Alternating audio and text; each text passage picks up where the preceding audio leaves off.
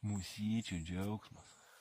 Tokių jau mums nereikia po nebudžių, mes ieškom tik kiaušinį. Gyvybinga po nebudės kiaušinis. Daug ligų gydo, onkologija kovoja prieš uždegiminis. Braukyva taip, jeigu yra kažkur tai pratrūkęs. O, žemės visos van eina, matai. Lieka visi va toks. Liuks. O čia jau švarius. Bet va šonas. Būtinai reikia nuvalyti, būtinai. Persipjaunam į 4 dalis didesnį grybą, o mažesnį į 2 dalis, o šitas eina į 4 dalis.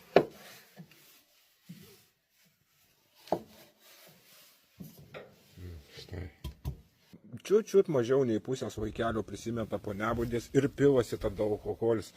Pilasi pas mumis naminukė. Galite užpilinėti ir paprastu šnapsu. Gydysim žmonės, gydysim onkologiją, dapilam. Viskas ledas.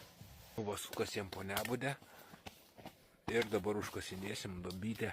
Ja. Matai būtų ne kažkas. Gerai, paėjo viskas. Ir štai taip užsikasė po nebudį. Dabar 2-3 mėnesius bus, iki pusės metų gali būti, 2 mėnesius mažiausiai. Užkasta mūsų duobytė, dabar laukia savo eilės. Štai po nebudės iškasimai vyksta. Fermento po nebudės gyvybingas bus fermentas išstovėjęs 2 mėnesius, padarytas pagal senovinius papročius. Ir štai iškasimai vyksta. O, brogelį. Liuks. Gyvybinga po nebudė, laukinė po nebudė miško. Tikrai gydys. Ir šitą po nebudė labai gerai kovoja su prostata. Prostata vyra moterim gimda, gerai atgydo. Labai gerai sąnariam, kraujagyslėm, širdžiai, gerai skrandžiui, žarnynui. Visų stilių parazitų žudo. Tiesiog valymas.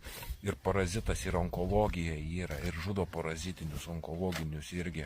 Navikų žudo, blogus, gerus, riebalinius, visokius. Gražu. Galingas mūsų kraštų, prosenelių, senelių vaistas. Nereikėdavo vaikščioti vaistinės, bėdai iškilus, gydydavo ir vaisingumo problemas, ir venerinės ligas neiškės. Daug ligų gydo, duos sveikatą, imunitetą kels, kraujagyslinę sistemą, kepenis valys, skrandį, žarnyną gydys, plaučiam naudinga ir labai naudinga prostatai. Moteriam visus ciklus atstatinėja, menopauzę tvarko. Protėviai sakydavo 100 ligų gydo. Paprasčiausiai profilaktiškai jinai žudo daug labai bakterijų mumise ir mes veikstam. Juk kiekviena bakterija yra liga. Ir mes kaip valomės po nebudė valo, net cistų kiaušinėlius valo, negėmusi net jaunimą šluoja. Taip kad stiprus valymosi būdas, kuris pagydo daug ligų. O žiūrėk. Čia jau pradėjau biškį kuisti. Ant vieno vargšo užlipau iš tikrųjų, bet jisai įsiris. Nieko. Jisai įsiris, jis nedings. Žiūrėk, kaip atsiveria takai. Žiūrėk žmonės, kas vyksta. Už tai po nebudė reikia paknaisiuoti, reikia pakasinėti. Žiūrėkit. Fantastika. Oi. Visur auga, supranti, čionais. Ir jeigu jinai jau auga aplinkui, tai tu turi jau čionais kojų nedėlioti, o tai realiai, nieko nematai. Bet lapus, paragrebi, žiūrėk, ras. Ir atsirado. Ir nubalo žemė. Wow, kokį išvertė gražu. Glostai. Visi. O Jėzau, tik tai žuok. Karalgirio miško po nebudė. Labai laimingas, kad išėjo pririnkti nemažai po nebudės. Ištikimai rinko, kasdieną ėjo kaip į darbą, į mišką. Ir noriu padėkoti Andriui, kuris sąžiningai man ją padėjo rinkti. Ir dabar šita po nebudė iš miško galingiausias vaistas. Žinot žmonės, kaip sunku jo pririnkti malimui. Ją lengva pririnkti tinktūrom, nes jos nedaug reikia. O malimui žmonės, jūs žinot, koks bergždžias darbas rinkti ją. 10 prie 1 gaunasi, jeigu džiovinimas. Tai tu ištikimai 3 mėnesius ieškojai man tą po nebudę. Galima sakyti kasdieną. Ir Andriui sakau ačiū. Iškart pjaustyta, iškart džiovinta, iškart pagaminta. Ir dabar tas metas atėjo.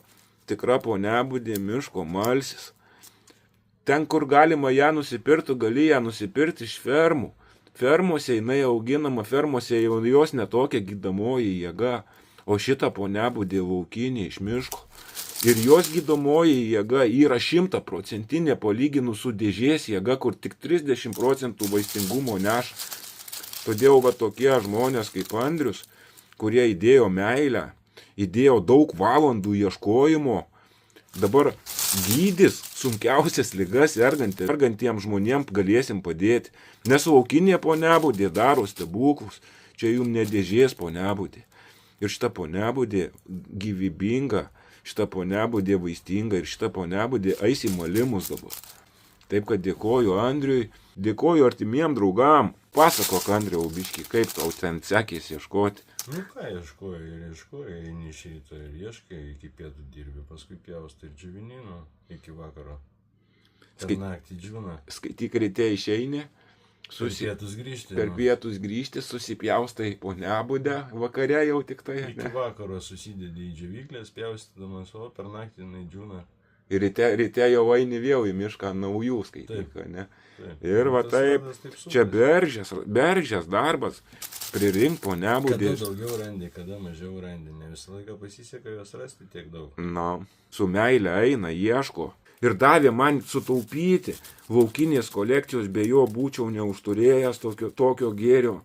Ačiū Andriau tau, ačiū Mindaugai. Mes kartu dirbam, kartu kaip viena ranka, kurie kartu atsidavė tom vaistažolį, mes su Mindaugu rūpinamės, kad vaistažolės būtų vaistingiausio lygio, vaistingiausios.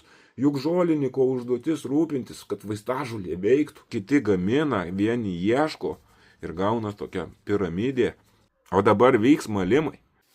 Štai žmonės dulkioji ponebudė. Pati sveikiausia miško ponebudė, šitos dulkės be galo sveikos. Matot, kas vyksta.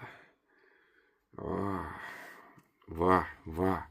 Ponebudė, miško ponebudė sumauta ir bus sukapsuliuota į kapsulės. Gyvybinga miško ponebudė gydys, valys, atstatys.